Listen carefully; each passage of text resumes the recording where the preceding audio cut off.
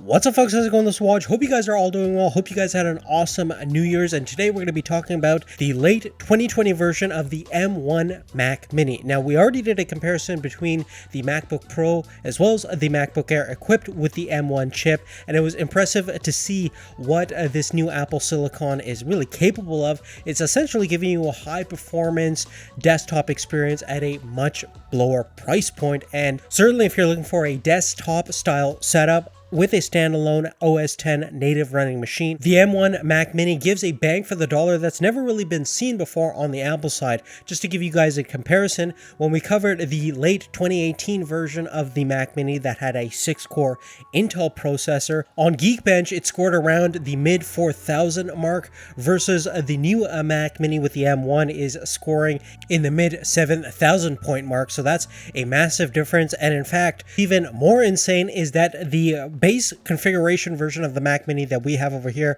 with the 8GB of RAM and 256GB of SSD storage costs around $699, and we had the late 2019 version of the Mac Pro that starts around $6,000. It also has a 8-core Intel Xeon processor, and that on Geekbench is scoring just under the 8,000 point mark. So from a performance perspective, essentially you're getting a Mac Pro-like performance for a small fraction of the price. Now, that might seem to be too good to be true, but there are some limitations with the M1 chip. It's a system-in-package SoC setup, so you have DRAM embedded inside, so whatever configuration you go with initially, you're going to be stuck with that RAM and SSD configuration forever. And that means being limited to 8 or 16GB of RAM. You do have a decent amount of options in terms of long-term SSD storage, with the base model having 256GB all the way up to 2 terabytes. Furthermore, at the back of the Mac Mini, you also are kind of limited in terms of ports and connectivity options.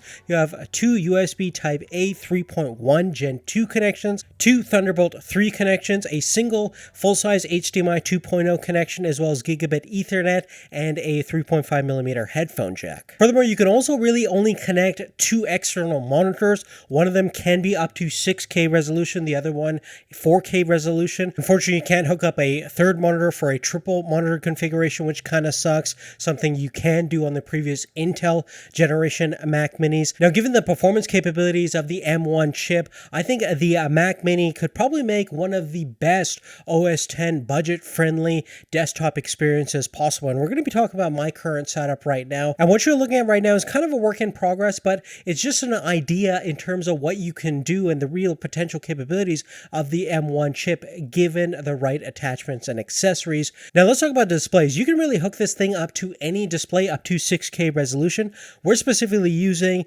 the Acer CB342CK. It's a 34-inch ultra-wide panel with a native resolution of 3840 by 1440, 75 Hz refresh rate, and a gray-to-gray response time of about 1 millisecond. So it's a perfect companion piece for really any type of setup, even if you're going to be doing some gaming, but specifically for my purposes, which is video editing, photo editing, and a little bit of audio production, it's going to be a perfect companion piece for the Mac Mini. You can hook it up via the HDMI 2.0 connections. There's actually 2 of them on this monitor, as well as a full-size display port and a 5-port USB 3.0 hub. Now, over the past couple of years, due to the popularization of these ultra-wides, the price has really come down. In fact, this Acer could be typically found for under $400, both in Canada and the US, and that for the bang for the dollar for a true 3840 by 1440 panel is pretty much unbeatable. Now, I've actually paired the ultra-wide with a portable WIMAXIT 1080p monitor.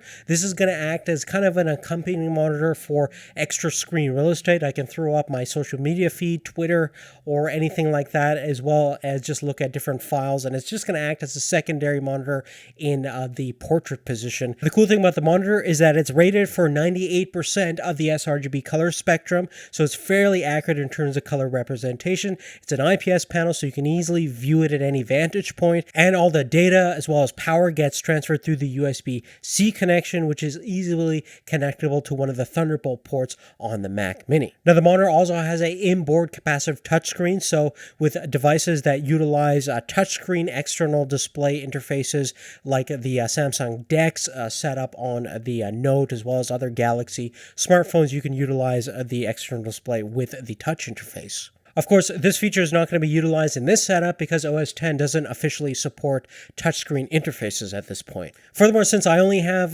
2 USB Type-A connections on the Mac Mini, I'm going to have to address on getting more of those. So I'm going to connect this multiple port USB 3.0 hub, and that way I can connect multiple different USB accessories, which will be definitely needed in the future, including this Western Digital Black 1TB external solid-state hard drive. This is one of the fastest external solid-state hard drives on the planet right now. It actually uses USB 3.2 Gen 2x2 interface, which will get you read and write performance up to 2 gigabytes a second. Unfortunately, the Mac doesn't support USB 3.2 Gen 2x2. It only has a USB 3.1 Gen 2 interface, which will get you a read and write sequential data performance at around or under a gigabyte a second, which is perfectly reasonable. By the way, according to the Blackmagic speed test, the read and write sequential performance on the 256 gigabyte version of the M1 Mac Mini is well over 2 gigabytes a second in terms of write and over 2.5 gigabytes a second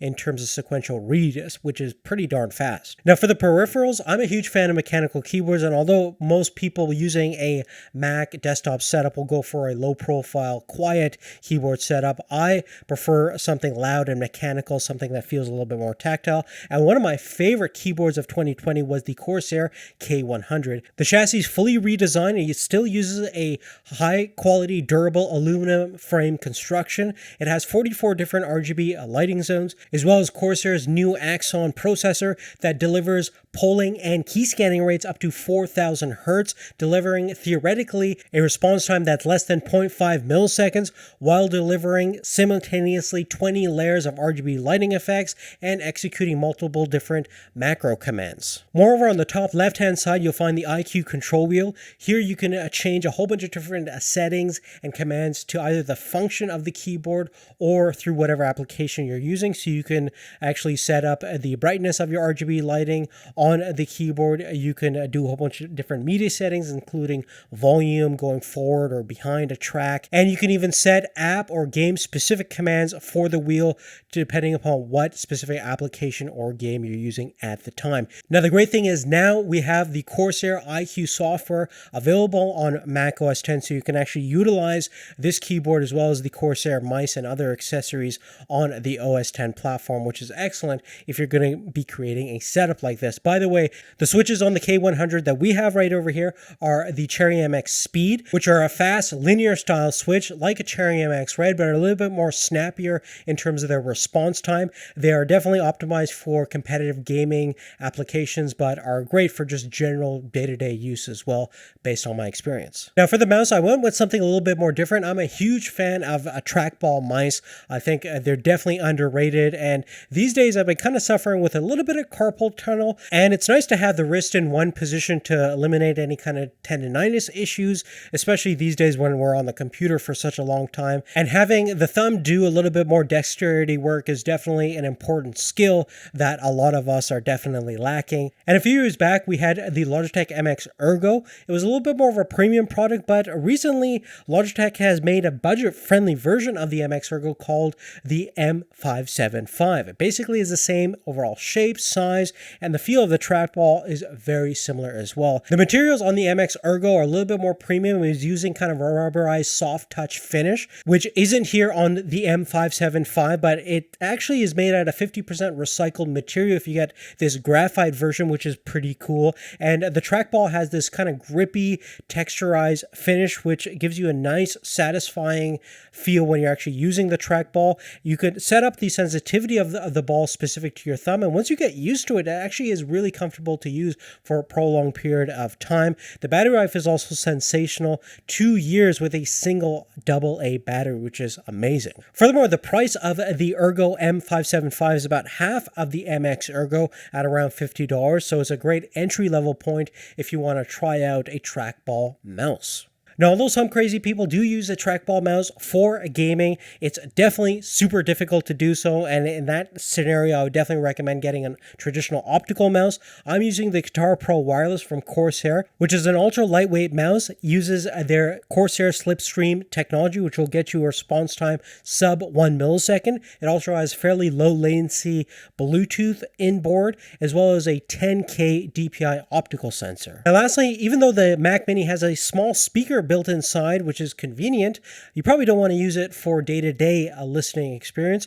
And for the USB audio interface, I'm using the Focusrite 2i4. It's a USB setup. It can easily attach to any kind of phantom powered microphones, as well as really any kind of audio input that you want to hook up into it. It also has outputs for studio monitors, whether passive or active. I'm actually using some active Edifier Studio Series R1280T bookshelf speakers. These speakers have a 4-inch main driver, as well as a calibrated flared bass reflex port that delivers fairly good low-end frequencies. The overall high-end and mid-range is kind of lacking in terms of detail, but for under $100, they're probably one of the best speakers you can get on Amazon right now. Now, the cost of this particular setup is just under $2,000, which is definitely a decent amount, but you can typically get the Mac Mini for $699, the M1 baseline configuration, and add maybe a $200 to $300 monitor, a cheap mouse and keyboard combination, and be well under $1,000